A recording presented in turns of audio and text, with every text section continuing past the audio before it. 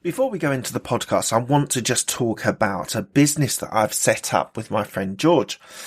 It is called the Podcast Introduction Group. So if you want to join and be able to be featured on 24 to 48 podcasts to be able to reach an amazing audience, this is the place you need to go to. Podcast, being a guest on podcasts, is automatically establishing you as an authority and is able to build your personal and professional brand. We handpick of a bank of podcasters that we have to be able to grow your business and brand. We do 100% of everything that needs to be done by my team. You do not need to lift a finger.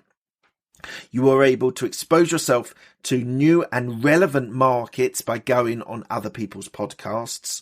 You also are able to create brand loyalty. People will love listening to you and coming back to your products or services, and it's able to increase your revenue. So if you want to be able to get involved, you can sign up quickly, registered with an account manager. There's an onboarding call where we target the podcasts that you want to be on, the type that you want, whether it's entrepreneurship, business, health, fitness, whatever it is. We then match you to those podcasts and you can start your journey. We have regular catch-ups with our account managers, and Google ranks you when people search for you. So when people are searching for you, you're able to see your podcasts at the top of the list. So if you are interested in being a podcast guest on multiple podcasts, we are the place to go. If you go to podcastintroduction.com and go and register your details, we will have a quick call with you, match your podcast that you want to be on, and we can then start this process ASAP. Thank you so much for your time. I appreciate it. Back onto the podcast then. Just one last thing before we go into the podcast. I just wanted to talk to you about the fact that I have a YouTube channel that has been going for quite some time, and I am recording and releasing all of my interviews with some short videos as well on YouTube. So please do check it out. YouTube on Absolute Business Mindset. You'll see a bunch of interviews there, all the longer format interviews and some short videos as well. So please enjoy that. And here goes with the podcast interview. This is the Absolute Business Mindset podcast, created and hosted by Mark Hayward. This podcast will interview entrepreneurs, business owners, and people in their careers. We will delve into their journey to success, key life milestones, and go deep into their area of expertise. Get ready to learn from others' successes and failures. Today we have a duo. We have Chris and Karene Lambert-Gorwyn. Hello, Chris. Hello, Karene. How are you? We are very well, thank you. Happy to be here. Thank you so much for joining me today. We'll go into the new question, which I've decided to do is, and this is to either of you, whoever wants to jump in. But what does the podcast is called Absolute Business Mindset? What does a business mindset mean to you? Sure. Well, I was going to say that there's, interestingly, actually just having a business mindset is quite key, because I know a lot of entrepreneurs and everything else don't actually think of themselves as their business. So it's that concept of you being the best you can be because you are your business. So for me, it's kind of sorting out your mindset so that you can actually achieve optimal performance, because I think a lot of people kind of see themselves as discrete entities. And in reality, it is us and our mindset that will propel us or stop us from great success. And I think mindset, like we all talk when I've coached people in business coaching, and the mindset is always the foundation, isn't it? It's always the starting point for people. And if they get that right, then they can be successful. But if you don't get it right, it can, as you said, hold you back. Yeah. Also with that, I think it's a business, from our perspective, a business is, your job is solving problems, as in that's how any business makes money. It solves problems for its customers, whether you call them clients, consumers, patients. They have a challenge or a problem. The business provides a solution and therefore gets paid for it. But if you extrapolate that wider, it's actually, if you're in business, your entire being is problem solving, which is sometimes easy to forget when life happens, drama happens, of fires. We all, like, regular dramas keep on having to be sorted in it day to day in any business. But actually, every one of those problems needs to be solved. But you have a choice. Do you solve it short term, as in fix it now and then have to face it again? Yep. Or if you actually have that problem solving business mindset, it's that whole, how do I fix this now and fix it, like put a system in place so I don't have to fix it again? And the more I think we step into that, recognize we are a business, we have to have that wider concept. Every problem's an opportunity to improve the service, improve the business. And it kind of makes being an entrepreneurial business owner, we think, is both the most fun you can have and also the most blooming challenging journey you can choose. Absolutely. But if you change your mindset round on that every problem's an opportunity to improve the system, and you just accept that's what my business is, no matter what area of industry, I think that's a very solid foundation, or for me, the kind of a root of what we put on it. If you say business mindset, it's like, actually, dig down, that's what it is. That is the best answer I've had so far on that question. Thank you. Hey. So we'll go to education, and we'll go to Chris on this, because you're now in business and immersed in a few different businesses, but you did your degree as an osteopath. What was the inspiration initially to go into medicine? It was to go into alternative medicine or complementary medicine. I had cancer as a teenager and went through a whole chemotherapy route, saw doctors galore for a long time.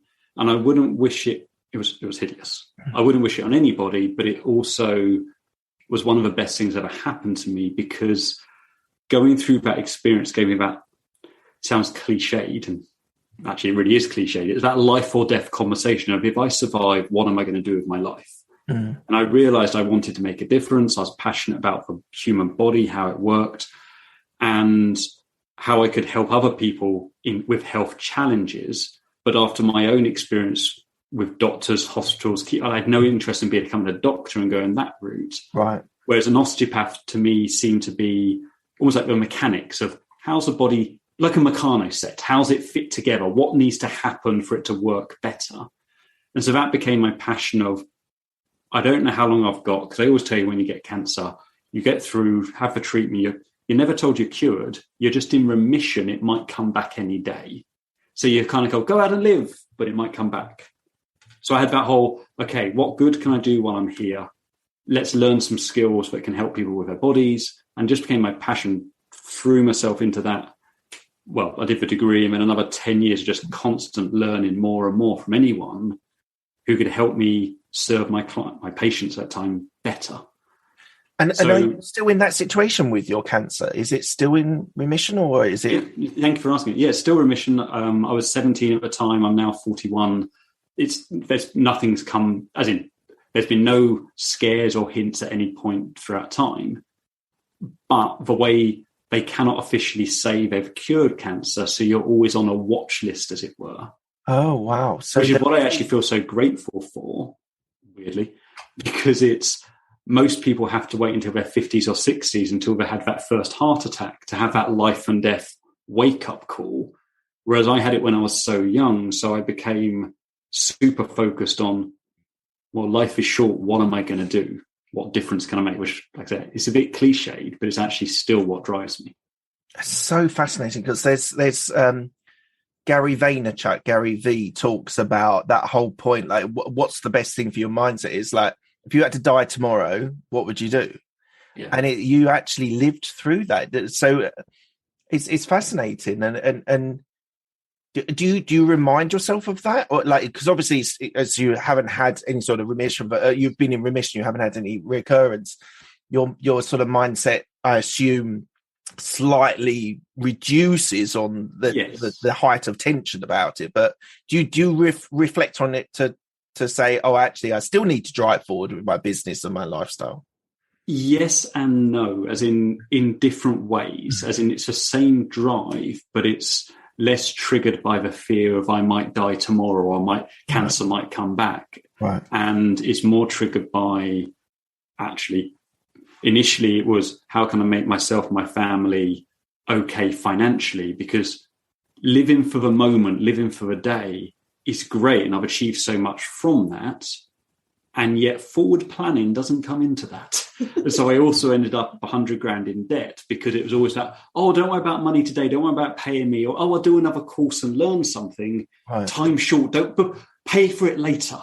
Right. And later caught up with me. So now it's much more tempering, making longer term plans and committing to those plans of, okay, how can we be okay financially long term? How can we make a bigger difference worldwide with more people creating their own economy, being financially secure, but with the drive of, yeah, life is short. But now life is short from a fun perspective of how much we're enjoying it, how much difference can I make, rather than, oh my God, I've got limited time. Yep. What difference can I make? Does that make sense? It does. Now, I want to hear your story about this 100K's worth of debt. It's fascinating. It really is, because we all racked up these sort of debts. But I just want to ask Karene. So your education and your experience was all based around sort of consulting. So your business experience, Westpac, KPMG, PA Consulting, all big companies, or most of it, like big companies that have good consultancy side to it. So what drove you towards that focus for your early stage of your career? That's an interesting story as well, I guess. And ironically, so I wasn't into blood. So I was never going to go into saving people in that way. So I thought, well, what else could I do that would allow me to support people? And early on in high school, actually, I was bullied. So as a kind of I'll show you response to that, I was very driven to succeed. And it was like, that was my main drive, was I will not let anybody stand in my way, which was a blessing and a curse in many respects, because I wouldn't then let anybody in, and I was very emotionally invulnerable, all of that kind of stuff.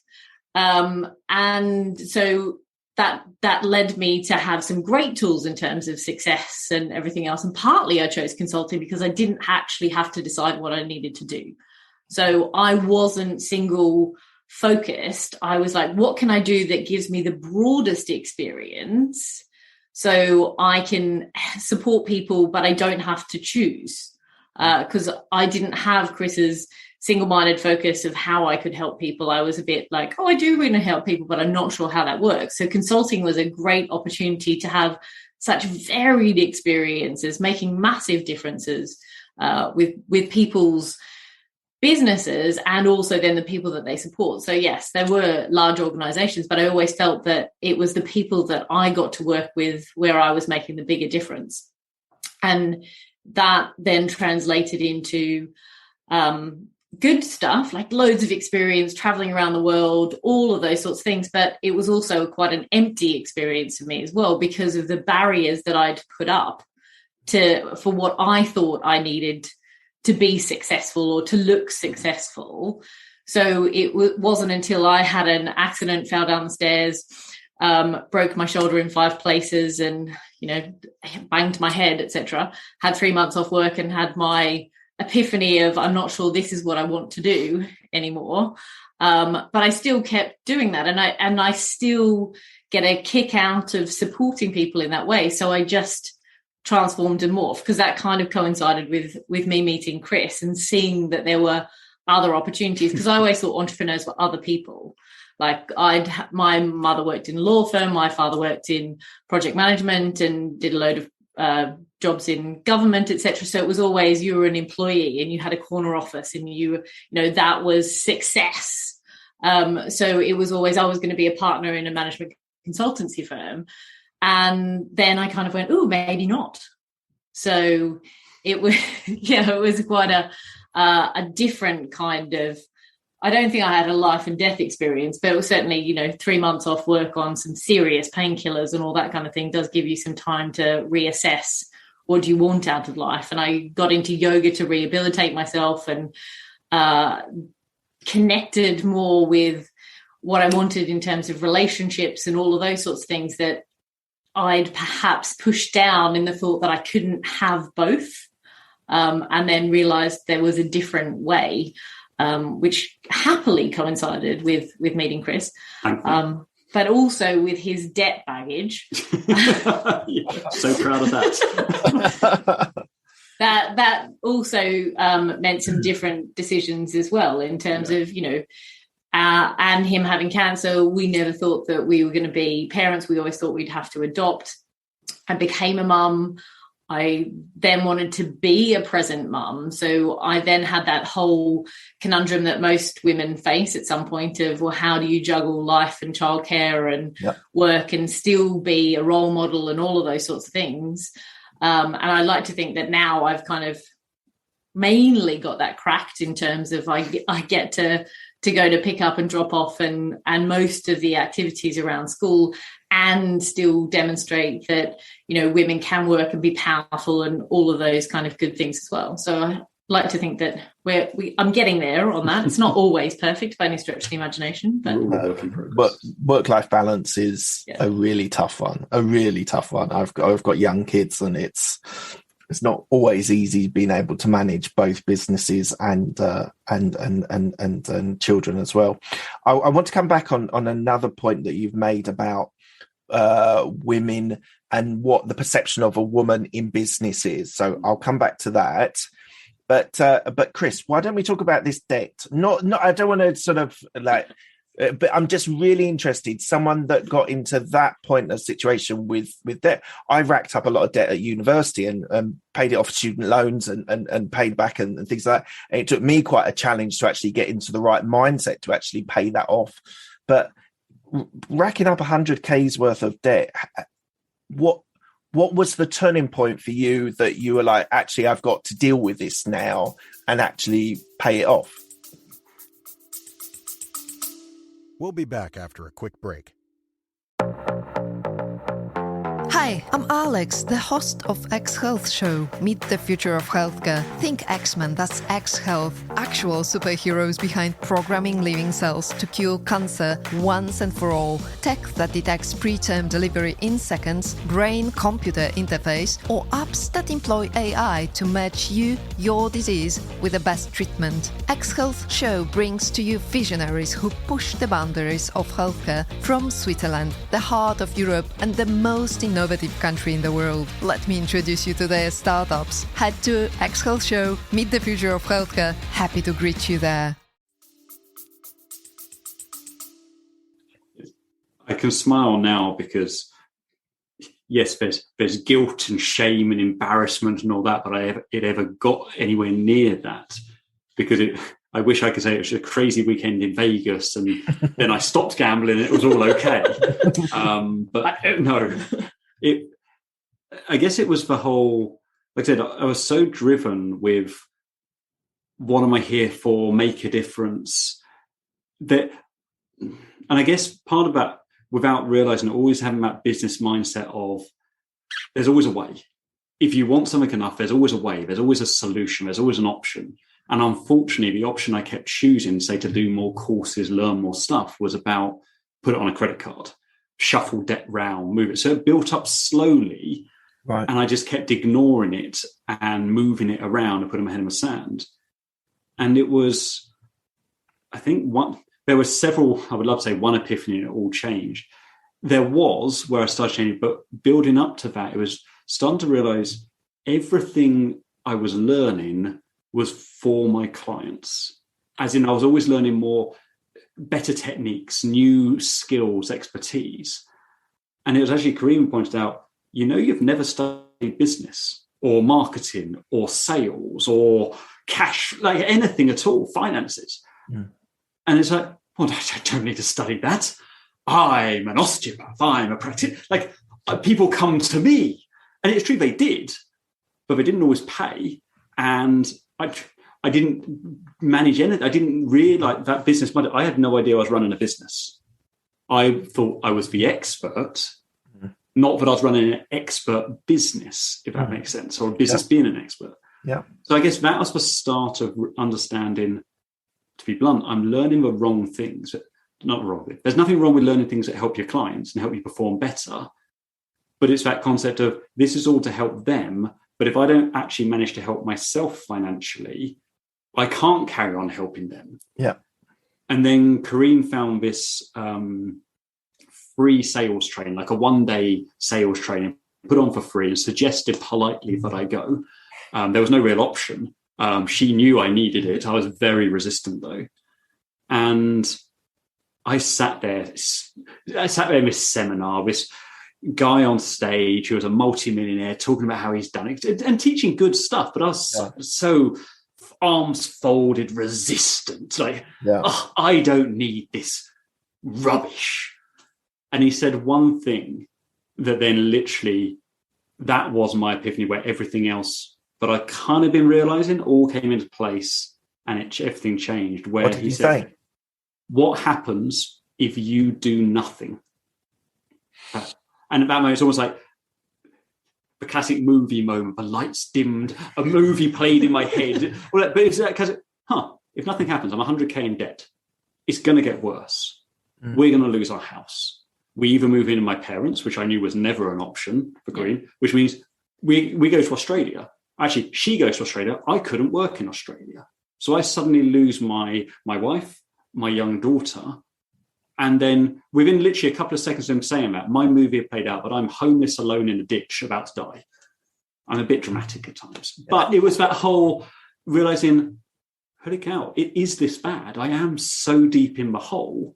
I've got to do something different. So I went to the back of a room, this seminar hall, and I just said to his team, I don't care what he's going to sell, I'm buying it. And they were so flustered. Apparently no one's ever done that before. And so I didn't have any forms. And we finally got something ready and said, right, I don't care how much it is. Here's a card. Oh, tell me how much. Oh, okay. Well, put some of it on that card, some on this card, some of it on this. And I hoped every card had a little bit of enough balance left to cover it all. And then went home to Karene and said, honey, gone further into debt. A very fine moment for me. Of course. Bless her. She said the exact best thing, which was, are you going to make it work? So, yes. Then I trust you. And it was that actually then triggered everything for me, because I'd bought a sales training course that then led me into going, oh, coaching can help. So then I got a business coach, and then that led into, I went from, at the time I was earning about 20 grand a year. I was earning about 2 grand a month, spending 8 to cover all the debt and things like that. 12 months later, 10 months later, I broke my first £100,000 in the business. 5 years later, we have multiple companies, multiple properties across the country. And it all came from that one moment of realizing I've got to do something different, because what I've done for 20 years has got me to where I am, but it's not going to get me to a different place. How did you meet? We met at a yoga studio opening. So I was heavily into Bikram yoga, which is the 26 postures in a heated room. Oh, yeah. Really sweaty for an hour and a half. And the guy who's opened hot yoga in Wimbledon was a mutual friend of ours that we didn't know at the time. So I'd helped him with the studio opening and was meeting and greeting people. And Chris came out of the ladies' toilets and I asked him if he was lost. Which I clearly was. In my defence, but there's not much defence, but it was still in construction. There were no signs on the door, so I didn't know. And to be fair, the men's only had urinals. So if you needed the loo with a door, then you did have to go into the ladies. Thank you. I just thought it was a good question to ask, as I've got the pair of you on how that actually happened. So, Karene, just one more thing. Well, you talked about your perception of what a business woman was like previously when you were in consulting, and now it's obviously changed. What advice would you say? So I've got 2 young girls, 5 and 7. They're nearly 6 and 8. What advice would you give them now as young children that they can sort of take on for womanhood and going through their teenage years and into their 20s? Oh, big question. And but I guess our daughter's 9. And we've been kind of encouraging her along the way of you can do anything you want. And I think it's that we all have that perception of, oh, I could, but I can't. Or maybe people think it's not okay, etc. But I think it's just whatever you can do to reinforce their confidence that whatever they want to do is going to be absolutely perfect. And there isn't a right, or there is no kind of, you must do this. And I think that's where the must, the shoulds, the what's appropriate, all of that kind of stuff doesn't help women in particular, because we either go into having to be Superwoman and think that we have to do it all alone, or we just underperform. And there doesn't seem to be a happy kind of common ground. And I think that was my biggest problem. And so therefore what I'm trying to instill in Maya is that it's actually a strength to get support. It's a strength to ask for help. You don't have to do everything by yourself. We don't all have the answers. Chris and I are very keen to instill in her that whilst she may think that we are superhuman, because all parents, are until they're not, but that we are fallible, we are human, we do have to ask questions. And so, ask as many questions, find out as much as you can, be curious about the world, and find what you are passionate about. And also bear in mind that you can't just be passionate, you also need to support other people, because I think that whole Zig Ziglar quote of, the more people you can help, the more you're going to help yourself. And I think that's kind of our family philosophy around being curious, being courageous, and being kind is the key things that we've sort of instilled. And if you've got that cracked, then pretty much anything else is okay. Because I went through the corporate scenario where you had the queen bee in the organization. I had women who I'd worked with who actually referred to themselves as perfume steamrollers. Wow. And they were really proud of that as well, which was slightly concerning. And it's really only now that, as that women are actually supporting each other in the workplace, because it used to be, I got into the boys' club, I'm not letting you in because I had to fight to get there, so you have to as well, which is obviously a very unhelpful attitude.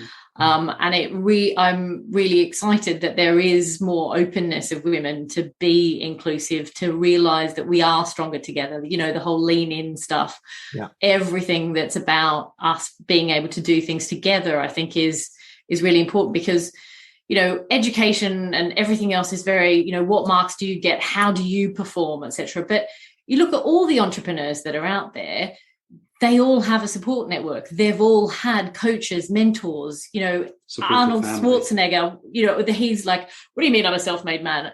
I've had this whole army of people getting me here. And I think we forget that and particularly, with the advent of social media and everybody with their, look at my Instagram feed and this and that and the other thing. And it can be very easy to fall back into that trap of thinking you have to do it alone.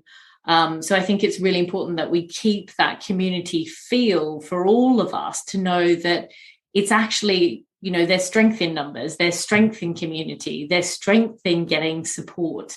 It's not about who you can beat to get there, etc. So I think that's a really important message for all of us, really. But girls in particular, I think it can become unnecessarily competitive. I think you're right. I think there was a shift in my 15 years in Big Four. There was definitely a shift where it was women were more supportive. And I've had people on my podcast as well who have been women entrepreneurs and really fought for other women entrepreneurs to be successful. And I think there has been a shift. I'm not sure when it was or when that tipping point occurred, but there definitely seemed to be a change in support for women with women, where, as you said previously, it was all that I'm going to protect my lot and you can't come in, sort of thing, because you're a competitor. So I hope that continues. I hope that happens in my daughter's lives as well, is that continues and there is support, because from my side, men need support as well, and men need support from women just as much as they need support from men as well. So I think that's something. I think the vulnerability of men now has increased as well, which has probably played a role in women becoming not more successful, but climbing up the corporate ladder and becoming entrepreneurs, because they realize that men are fallible as well and need support as well. So I think it does work both ways. Well, what we've noticed as well, Disney which might seem to do a tangent my way, Disney, we've noticed, is a great barometer of what's actually going on in society generally at the time their movies are released. So Disney traditionally was the helpless female and the heroic man rescues them. And that for years was the narrative. Yeah. And then over the last 10 to 15 years, it's changed and has become the strong female protagonist. Yeah. But interestingly, in order to have that, they made the male character the idiot joker. Like they had to bring the male down to put the female up. And it's been in the last couple of years now, along with like the Marvel movies, which are obviously linked with Disney, etc. But then a lot of the other movies now, you actually have both male and female strong protagonists rather than one gender's up, which means the other one must be down. So hopefully this kind of means there's more, like you say, the understanding of both genders. We benefit from each other rather than it being a competitive one up or the other one up. Yeah.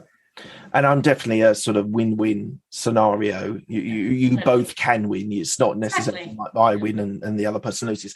I think that's a really interesting point about Disney and about that, because I actually believe that men are suffering a little bit at the moment because what the testosterone-driven alpha male, the millennial generation. I'm not saying the whole snowflake. I don't really like but I do think men. I think men now actually need support of men and women, and the sort of generation my daughter's age group with boys. I actually think we might end up with a bit of a problem that men are actually a little bit pushed down and not encouraged in the way that they should be as well. So I think it's going to be an interesting dynamic for the next 20, 30 years, seeing when our children grow up, how that actually affects boys and girls. So let's see how that unfolds. Let's talk about your business, heart-centered business. You can talk about your book in a minute as well, but tell me a little bit about what the business is, what do you do, and how you help people. Fundamentally, every business we have, heart-centered business being one of them, overall they all have a mission to help 1,000 people or 1,000 heart-centered people become millionaires. Now, the millionaire part, on one level, it was irrelevant, as in whether people get to 900,000 or multiple millions. But it's the whole, if 1,000 heart-centered people had more money, they will be doing more good in the world, both through their businesses, through their careers, and they'd have more of their own money to give to charity, to family, to connections. So that's kind of a mission, or not kind of, that is the mission we have across our entire business collection. But Heart-Centered Business itself is primarily about helping business owners in that zero to sort of 2 to 3 million bracket typically is our playing field of helping them succeed and grow their business. And we're primarily in the service business space. But what I mean more with that, it's people who have an expertise and sell their skills to someone else. So it could be a health expert, osteopath, chiropractor, massage person, physio, personal trainer. It could be someone in the corporate space, executive coach, life coach, etc., or accountant. Anyone who's got lighting designers, garden designers. We've worked with them all. So it's all the business model for anyone selling their services, their skills is the same, even though there might be hundreds of nuances of the individual profession. It's all just about, fundamentally, we teach relationship building, as in it all comes down to, for want of a better, old-fashioned customer service, we think is the key to any business growth. Now, there's so many ways to do that, and it depends on the business, the client type, etc. But it's all about what's right for the individual business owner, what's right for their clients, and how can grow their business. And typically our clients increase by between 50,000 and 100,000 within 12 months of implementing our systems. So it's fun. And we've got a team of people who help us do that. What have we got now? 14 employees, I think. Yeah, something like that. I should know exactly. Apologies. Well, that's fantastic. 14 employees. You're building a business. You talk about implementing systems and personal fulfillment as well, which I think is incredibly important. I've got I've been having this for a conversation with people a lot, is the difference between happiness and fulfillment. My theory is happiness can be fleeting and is often a dopamine hit of something happening, where fulfillment is what we should be really striving for. And actually, if you feel fulfilled in your business, your life, that is the true key to success, rather than having these fleeting moments of happiness. I like that. Because I've always said that for me, one of the key things of happiness is progress. It doesn't matter what part of life, but I do think we struggle to feel happy, which actually I kind of think actually I prefer your definition. I'll put actually progress for me would be a key part of fulfillment. Right. But feeling like something is moving forward. Yeah. As in, because I think it's also quite popular currently to talk down ambition, to talk down striving for more. No, we should be content. Was like live below your means, accept what you have. And I'm great with that, in the sense of, yeah, totally. Be happy with what you have and strive for more, because why not? Why not from a sense of greed, but from we truly believe just because we can, it actually means we must, because if we now know how to build businesses, we actually have a duty to pass that knowledge on, because we weren't born with it. We learned it from other great coaches and from making lots of mistakes. So that we can pay that forward to other people. Kind of a duty to do so. Yeah. And I think, the conversation that we have with a load of people and that's you coming all the way back to mindset is, I can't be greedy. I don't need to earn that much money. I'm just going to satisfy my needs. And the conversation I have and the challenge that I have with them is, okay, so if you earn more money, do you have to keep it? Could you not give it away? Are you not passionate about earning it for other people? If you have that capacity, why would you put a ceiling on it rather than just earn as much as you possibly can and give it away? Yeah. So, and that really shifts people's mindset of, well, yes, okay, I'm on board with that. Because I do think that a lot of us keep ourselves stuck and limited by some of those beliefs around money, around greed, around, not striving for more and more and more, because it's considered to be wasteful or overly ambitious or any negative things, whereas actually it's just about abundance. If you're creating abundance, other people will have that as a knock-on effect. Because if you're living in scarcity, then you do start getting competitive. You do start thinking, this is my pie and I can't share it, etc. Whereas if you're just creating more pies, then everyone can have pies. Exactly. It's that key point between, it's not greed, it's abundance. And that life of abundance is what we should be striving for. For a record, we don't sell pies. That's not one of our business. Karene, I read on your bio that you're a property investor. I'm not sure. Do both of you invest in property? What's your strategy for property? Well, so when Chris was, so as part of my kind of journey into what was I going to do if I wasn't going to be in the corporate world, I didn't know what that looked like. So kind of I 25 weeks pregnant and I went off and became a yoga teacher because I felt like I needed a piece of paper to transition out of the corporate world. And I also read Rich Dad Poor Dad at that time. Oh, amazing.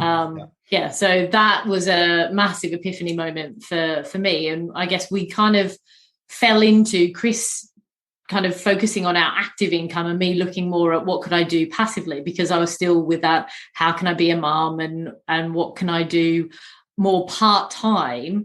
And so we had our first... following obviously Rich Dad Poor Dad philosophy of how we invest, etc., we had our first offer accepted whilst I was being induced. To give birth with mine. We're in hospital. Got the phone call. Your offer's been accepted. Fantastic. So that was our first. And I now concentrate on this. Now I can focus. Yeah. And I think we did that from a book, and then I guess. We realized that we needed to, I realized I needed to know more. So I then went out and got trained and got a mentor and bought 8 and in quick succession, etc. So I built our £1 million portfolio in kind of 9 months. I think we got to. That's fast. So I was really like, how can I do this in the shortest possible time so that I can have time and and therefore create that passive income as quickly as possible. So then we had a choice of that kind of gave me that, in my mind, that was my freedom of choice to be a present mum whilst still contributing, because I had been financially independent until Chris, and therefore I didn't want to give that up. And so that was my way of kind of working out where that fit. So I kind of went down this route of I'll focus on the passive income. I mean, obviously, Chris, I discuss everything with him and everything else, but that was sort of my focus. That was my kind of lead. And then we found out, I guess, in me doing that and you doing the business stuff, that actually we had crossover skills in both of those areas, which was when we combined to create what is now Heart Centre Business. So it was bringing both of our skill sets from those two different backgrounds together. And so we run the property portfolio on the side, just as part-time thing. So what do you individually bring to Heart-Centred Business? I would love to say my humour and jokes, but the team always tell me that's not what I bring at all. I think on a simplistic level, it goes back to who we are, as in, obviously it's a male and a female perspective.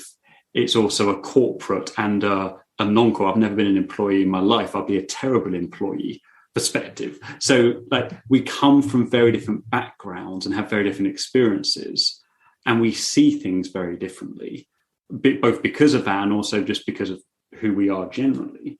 So I think is that on another side, I'm all about the big picture. For me, it's always about the vision, the goal. Yes, we can do that. And very much coming up with the ideas. And Karene is... Then I'm like, how do we do that? Yeah. What are the nuts and bolts of doing that? What do the systems look like? Where do people have to go for all of that? So then it becomes very implementation oriented and bringing people along on that journey. And how does that actually manifest in their day-to-day reality? So I've just spent the last 2 days with our clients actually going through 2 days of systems training, which was all about how to get more done, how to be more efficient and effective with the time, because we all have the same amount of time, but how do we do that in the time that we have available? And I think my natural tendency is, yes, I can see the big picture, but I'm also questioning, how does that happen? How do we make that a reality? Because I think that's where a lot of entrepreneurs get stuck in that, oh, but I've got this great vision and now what do I do? So I think Chris and I bring both that pushing people beyond where they might otherwise limit themselves and allowing them to make that a reality. It's the how and the what, isn't it? It's how do you achieve it and what do you need to do to achieve it? I think you need both, because I'm totally happy taking risk. I always look to try and have a safety net now, having been in debt mastery. Now, risk with a safety net. However, I'm much more comfortable in that state of kind of going, we're entrepreneurs. Life, income, business, it's all up and down. Karene, I think because of her corporate world, is much more, I like consistency. So what can we do to create stability? But you need both. And that's why you can't just have the visions and the dreams. And also you can't just have the risk averse.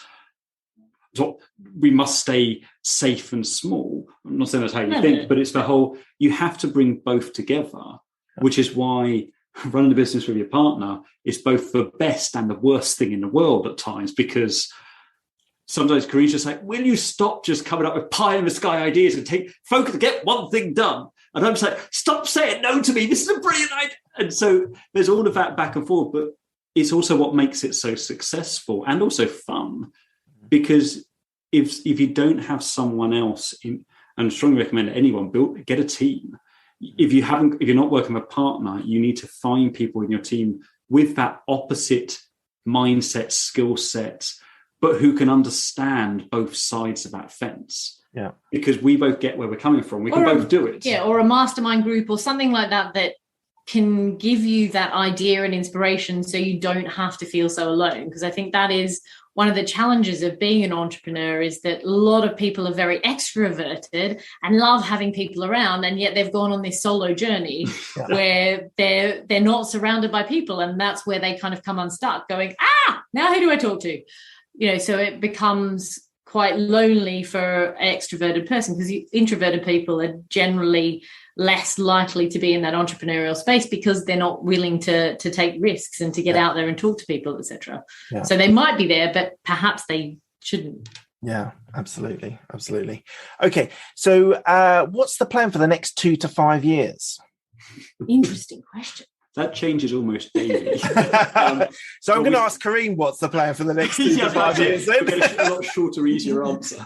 Yeah, but I think we've expanded into complementary services. So we have a publishing company now. We've got a company that looks at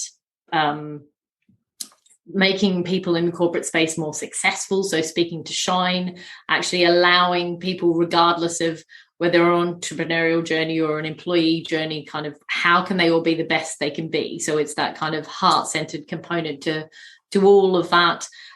We have a copywriting company now as well. We're just about to launch our company that's looking at what are all the systems and the technology that small businesses need, so that they can have that on a subscription basis that grows with them. Have I missed anything? Yeah, we've got our supplement business. Yes. Fitness company, as well as then there's in the works with a coaching company. Actually, people are always asking us, okay, so how do I love what you guys are doing. How do I become a coach? So we're going, well, actually, let's train them. So we're putting that together as well. So in some ways, it didn't all come out of the pandemic, but we went into the pandemic with 2 companies, and right now we've got 7. And it's the big thing that's changed for us is team. So over the last 2 years, it's been much more about expanding our team, expanding our both team of employees, but also our business partners, and looking at much more collaboration so we can achieve more. So over this year, we literally had a discussion on our key business partners yesterday and said, okay, let's not open any more businesses this year because we've literally opened. We need to they're all doing well, but they're all still early stage. So let's get them all sorted. Let's get them all to mid 6-7 figures in this year. Yeah. And then next year, we've got so many other plans and ideas, which we're frustratingly parking, but just because otherwise if we open too many things at once, then nothing's actually going to serve people in the way that they could. Absolutely. Fantastic. Okay, we're coming to the end of the interview. I asked the same 6 questions to all my guests. They are quick-fire questions. They don't need a quick-fire answer. They've been described as a little bit thought-provoking as well by people. I guess we'll do them alternately, but if anyone wants to jump in, then please do. Let's go, Chris. The first question is, what's the best decision that you made? Well, Karene's standing right beside me. Without fail, I will naturally say, yes, marrying her. And I'll give you other answers later. Okay.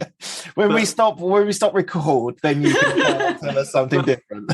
It actually, yes, obviously, honey. Yes, the best decision. But it's also, I actually think the best decision was what I touched on earlier, was that whole choosing to get a coach, choosing to get a mentor. That was the action that came out of it. But the decision was actually, I'm going to own my reality. As in, I'm actually going to own, rather than, I had the blame mindset before, as in, I'm in this situation because of someone else, because of this, because of that. It wasn't my fault. And actually deciding to own my life, the good, the bad, the ugly. Yeah. Scary as that was, that allowed me that empowered me that if I created it, I can change it. Yeah. And that then led into, okay, so now get a coach, get people who can teach me what I need to know to change it. Yeah. So that would hands down be the best decision, because then that actually has led to everything we have. It led to our relationship being what it is, because if I make mistakes, it's about owning it rather than trying to get away with it and blame other people. Even if it's just in my mind, even if I leave the fridge door open, it's accepting I did it rather than trying to make an excuse for it. Yeah, I think that's terribly important. In relationships, doesn't matter if it's couples or business partners. I think that's very important. Karene, what's the best piece of advice you've been given? Ooh, obviously something you said. Wow. Gosh, I guess there's so many pieces of advice, so many books read, so many videos watched. I'm not sure about the best one, But I think, probably actually would just be around that being authentic, and actually you don't need to hide your mistakes, because they actually make you more powerful. So there is no mistakes, there is no success, it's all learning, it's all feedback. It will all move you forward if you own it. Whereas if you try and avoid it, or are ashamed of it, or hide it in some way, shape or form, it's going to come out again. So you might as well just come warts and all and everything else, and move forward with all of you, because every single part of you, whether you like it or not, is what's got you to where you've got to. And using all of the tools that you have rather than ignoring them will actually help you accelerate your journey far more powerfully than trying to emulate somebody else or be something else. So I think there's a lot of that, we kind of get into that, you've got to model other people. And yes, you can model to a degree, but you also have to bring yourself. Yeah. So you can model to a point, but you then have to make it your own. And I think that's the difference between success and failure for me, is the people who think that if I just copy this, if I just do this, I'll be successful, and they forget to bring themselves to it. And I think that advice of, we're all unique and special individuals, which we are, and we all have something to bring. So when I was given the advice of, we're all powerful as we are, stop trying to be something else or hide or anything else, that kind of opened up a world of possibility. And I see that in the people that we work with, having trained thousands of business owners now, when they step into their power and their special source and stop trying to be what they think they should be, that's when their businesses actually take off. Fantastic. Great answer.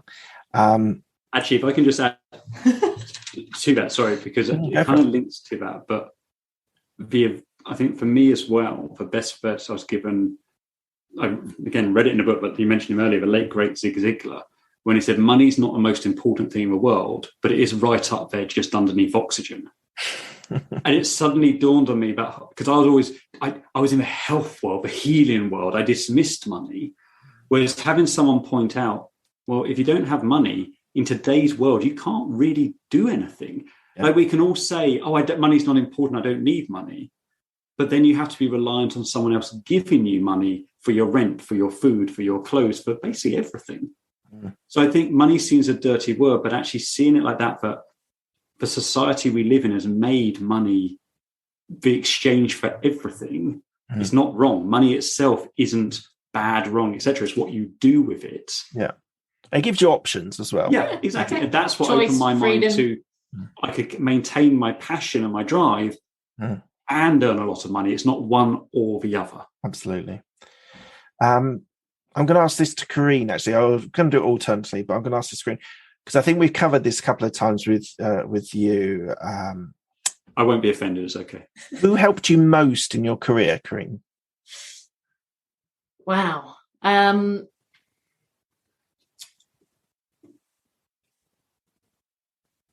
In some respects, it's my mum, ironically, just because of her unwavering belief in me and her constantly being there allowed me to ask questions, allowed me to take risks, allowed me to seek out other people, allowed me to get support and help. So there's been so many different people who have helped me on my journey, but she's always been there as a, whatever you want to do, you can do it. Even when I didn't believe those things, having her as my own personal cheerleader, even when I didn't realize that that's what she was, and I moved to the other side of the world and all of those sorts of things, and because they're still in Australia and that's where I was.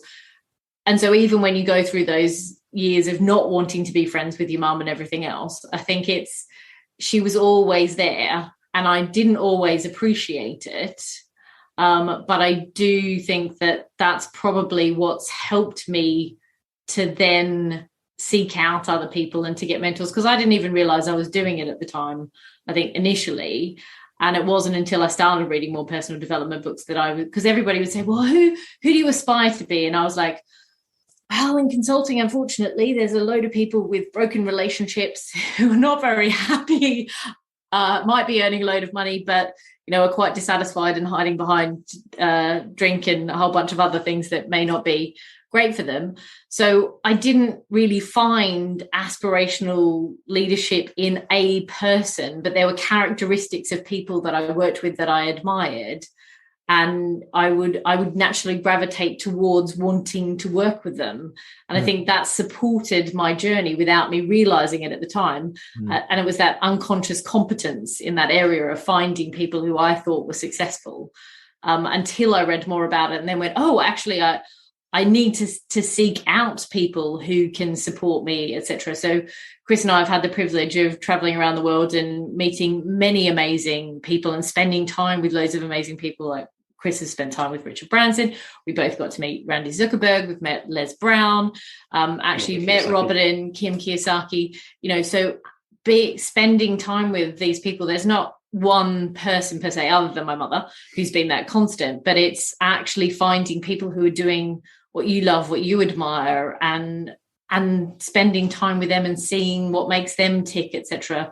And just finding those gems from all of those people, I think, has been a real gift for us, and is something that I like and that we feel obliged to pass on, because we've had that privilege. And I know with COVID and everything else, people haven't been able to travel and meet people in that same way. So it's a telling sign when you're in a company and there's no one above you that you would like to be. Yes. I think it's what you said, Karene, was that you see characteristics in people that you'd like to, and you convince yourself that, well, I can be a little bit of this and a little bit of that. But actually, when you're looking for, I don't know, coaching or mentoring, you do have to think, like, is the person above me or 3 points above me, do I actually want to be that person? Would you say with broken relationships or obsession with titles? That's what I found in Big Four, was like people were obsessed with what grade they were, not what they did. No. As you meant less what they did. It was, well, I am this and I am that. I was just, anyway, it's a strange scenario to have that realization that actually there's no one that you aspire to be. And even like what they are is all based around what that label they are, rather than, are they good people? Are they good at their jobs? Do they love what they do? Do they have passion for their work? So I get that. I do understand that. Chris, any regrets? How long have you got? Well, I say that. In reality, yes, I do regret so many actions and mistakes I've made, and yet I also don't, because I fully subscribe to I'm exactly who I am today based on everything I've done, and I'm more shaped by my failures, by my screw-ups, by getting things wrong or being embarrassed or something like how that's made me change and become more conscious of who I am, much more than my successes. So as much as I would happily go and rewrite much of my past. Well, it's just because you've said about the debt, and I get that, and again I can sort of understand where you come from there. But is there any? I'm going to push you a little bit harder on that, because I accept what you're saying, because I get two answers with this question. The first answer is I'm a sum of all my parts, good and bad, and I wouldn't change anything because I'm here. Yeah. And I get why people say that, but equally, I actually think it's a bit of a cop-out, because people do have regrets. I'm sorry, there's some things, even if it's an ex-partner or something like that, and you treated them badly because you were obsessed with work, or whatever it was. So I'm going to push you a little bit harder on this, Chris. Is there anything, barring the debt, that if you could change, and there was nothing that changed as who you are now? Yeah. And so we're not changing the world. We're just saying, if you had a choice, what would you... Is there anything, and you can say no, but is there anything that you would say that you wish you hadn't have done? Yeah. When you put it like that, and how I push myself a bit harder on this. My fear of confrontation. That's all my life I've avoided making other people unhappy from a sense of either started my parents not wanting to let them down, or being a peacemaker in my family, to then not speaking my mind with friendships. The most dramatic example would be my ex-wife before I met Karene. I was married, and it was, if I'm honest with myself, and I hate admitting this, it was a relationship that never should have progressed. It had so many good bits and bad bits, but it's a relationship that never should progress like it did, because I wasn't prepared to be honest with myself and then honest with my ex about how I felt about certain things, what was going on, etc. Because it was my fear of confrontation then was then compounded because it turned into an abusive relationship when I was being abused in it. But it then led me into more, don't express yourself, don't risk the confrontation of how she might react, explode. I mean, I can see since, even though eventually I did get to a point where I actually did express myself and realized the relationship's not going anywhere, we need to end it, etc. I can also see since then, it's something I've been working on, but actually any time a situation hasn't worked out with an employee that we've had, or any time like a friendship that hasn't worked, or a business partner or something, if I look at it honestly, actually I was aware and I could acknowledge the problems way before they were actually big problems, but I chose the easy road of not addressing it rather than actually, dare I say, confronting it. I'm not talking picking fights. I just more mean bringing something up that was unpleasant. And yet if I'd done that sooner, either the relationships could have been saved, or they could have parted ways far sooner and far happier, rather than, unfortunately, if like with employees, etc., if something's not right and you ignore it or you hope it will go away, it just gets worse. And then by the time you deal with it, it's so much bigger and worse than it would have been. So probably that, actually,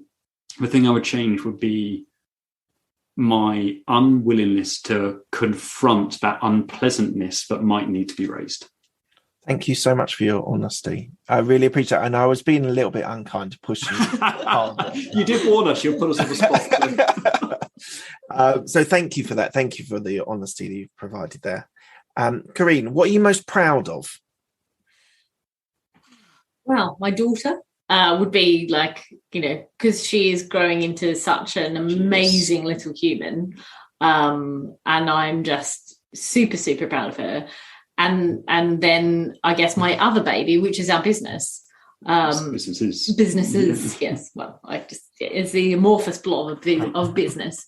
But yeah, I think creating something that inspires people, that allows them to connect with their passion, that allows them to have the life of their dreams.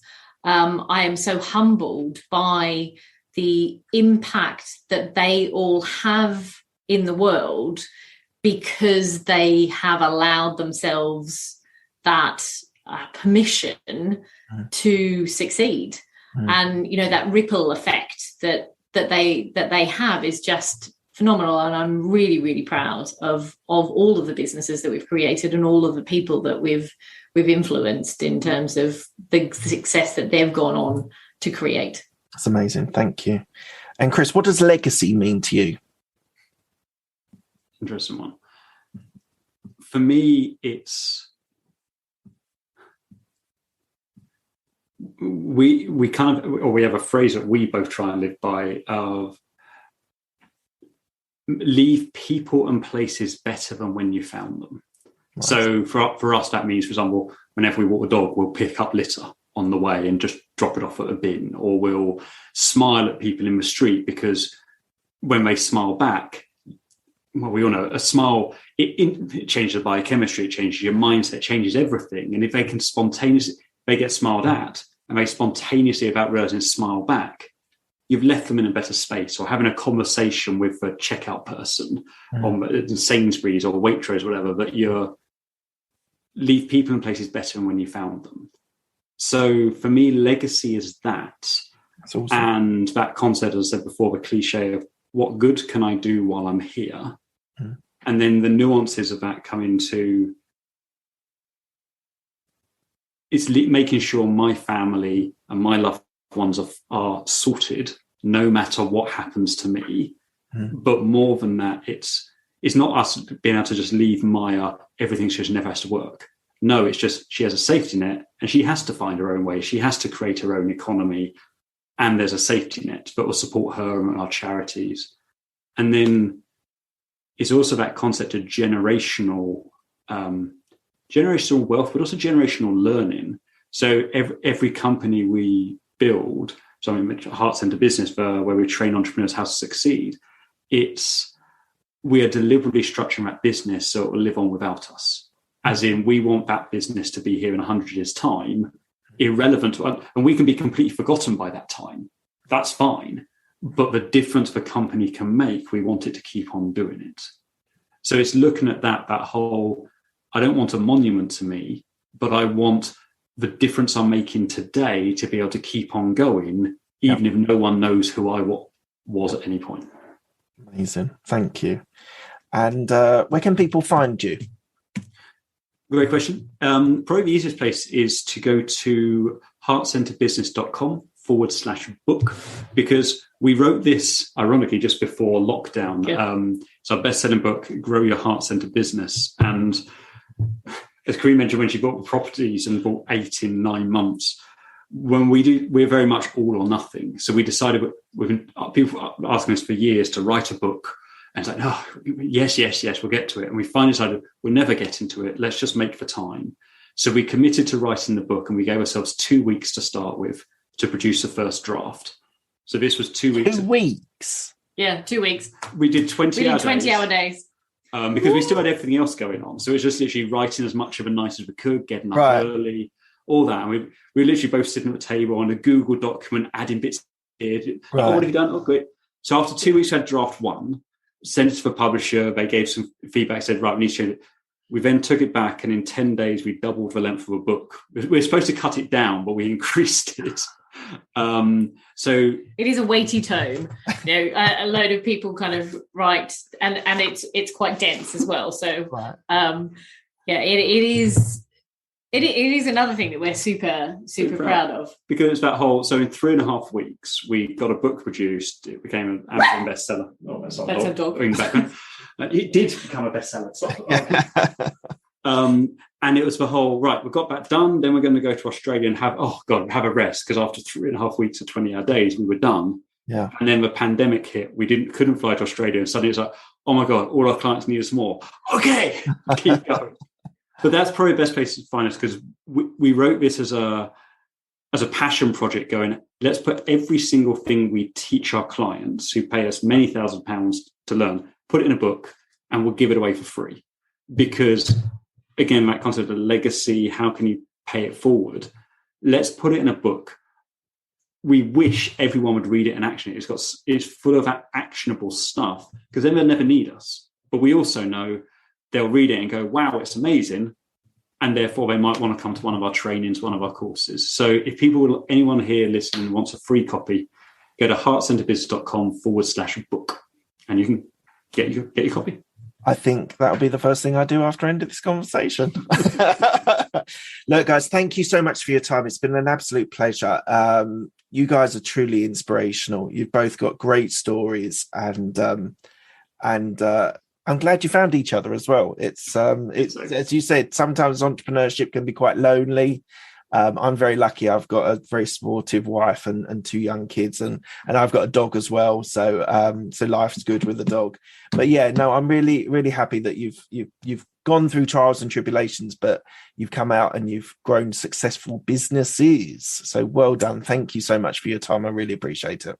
Thank you for having us. Thank you. Yes.